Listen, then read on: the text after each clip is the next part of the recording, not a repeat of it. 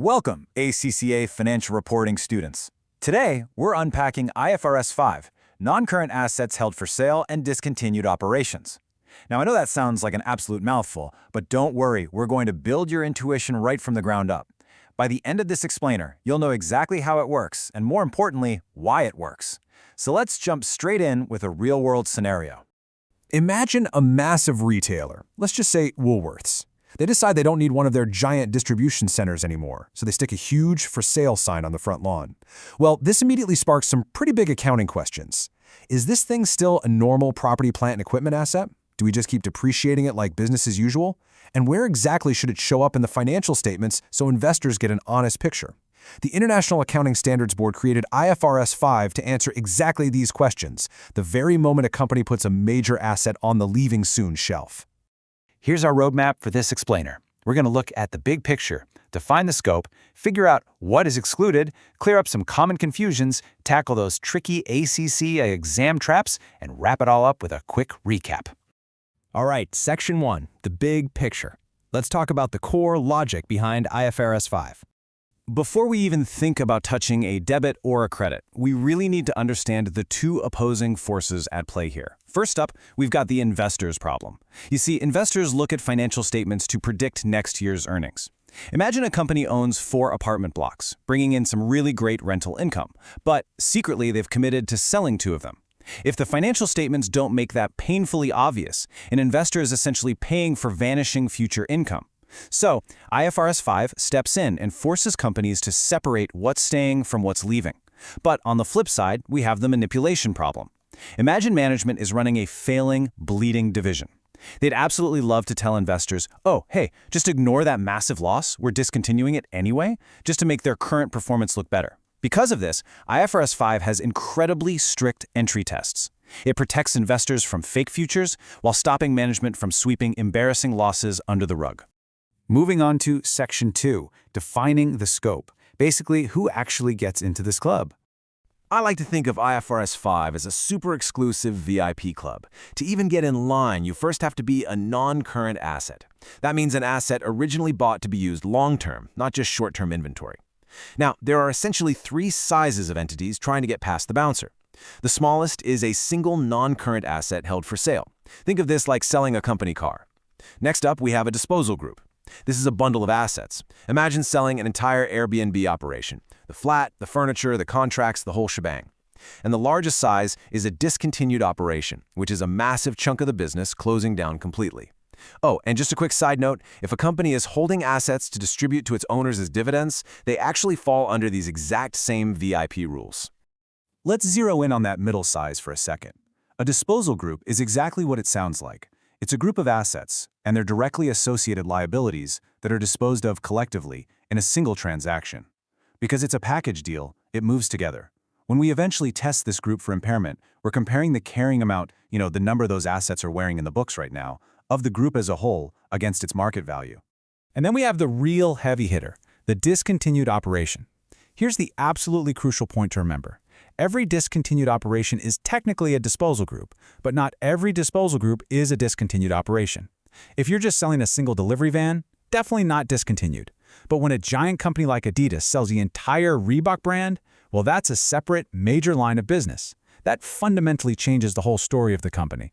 That's the kind of event that earns the discontinued label on the profit or loss statement. To really build your intuition here, let's look at the stark difference between continuing use and sale. Think about these analogies. There is a massive difference between living in a house and handing the keys to an estate agent to sell it, right? When an asset enters IFRS 5, its entire story changes from being used to generate income to sitting on a shelf waiting for a buyer. And because it's no longer being used to run the day-to-day business, well, what do you think happens? Depreciation completely stops. There's literally no more usefulness to spread out over time. Okay, Section 3. What is excluded? Let's look at what gets to bypass the IFRS 5 rules. So here's a question for you. Why would things like shares in another company, an investment property, or even a herd of cattle, biological assets, be excluded from the specific measurement rules of IFRS 5 when management decides to sell them? The answer is actually really elegant. These assets are already measured accurately under their own specific accounting standards. Financial assets use IFRS 9, investment properties use IAS 40, and biological assets use IS 41. Same goes for things like everyday inventory, which is covered by IS 2, and deferred tax under IS 12. You see, if an asset is already constantly being updated to reflect its current market value, we really don't need a brand new set of valuation math just because it's going on sale. They'll get presented as held for sale on the statements, sure, but they keep their own math. All right, moving to Section 4, Common Student Confusions. This is where people tend to go wrong. Let's look at a classic scenario. Imagine the CEO is having lunch with the board and casually says, we should probably sell that old warehouse down by the docks someday. Does this conversation trigger IFRS 5? Absolutely not. Held for sale is not a mood or a passing thought. The asset must be available for immediate sale in its present condition, and that sale must be highly probable today. To prove you aren't just daydreaming about a sale, you have to pass the serious seller checklist. And listen, all 5 of these must be true. First, management is fully committed to a plan. Second, you have an active program to locate a buyer, like actually hiring a broker. Third, it's being actively marketed at a reasonable price. I mean, listing a property at double its value is just pretending to sell, not actually selling. Fourth, the sale must be expected to complete within 1 year. And finally, it's highly unlikely management will get cold feet and withdraw the plan. Like I said, it is a very strict checklist. Now, what if management commits to an exit plan, but the actual plan is just to use a factory machine until it breaks down and then abandon it? Does that go into held for sale? Nope. Abandonment is never considered held for sale. Remember that bouncer at the VIP door? He's saying, look, this club is called sale. If you aren't here to sell, you don't get in. Since the asset's value is still being recovered through continuing use right up until the very end, it stays in standard property, plant, and equipment and just keeps on depreciating. Section 5, ACCA Exam Traps. Let's make sure you don't lose any easy marks on exam day. Here are the top 5 traps examiners love to set. Trap 1. Phantom depreciation. If an asset is classified as held for sale in September, do not accidentally keep depreciating it all the way to December. Use stop depreciation on the exact date of classification. Trap 2. The reversal cap. You are allowed to reverse an impairment loss if the market suddenly booms, but only up to the amount you previously lost. No creating imaginary profits. Trap 3. Netting. Please do not net an IAS 16 upward revaluation with an IFRS 5 impairment loss. You got to keep OCI and P&L completely separate. Trap 4. Quarantine. Discontinued operations sit completely quarantined in a single post-tax line on the P&L. And finally, Trap 5. Comparatives. Last year's P&L gets restated to show a fair comparison. But the statement of financial position? That's a photograph taken on a specific date, and we never, ever edit old photographs. And finally, Section 6, the quick recap. Let's cement everything we've just covered.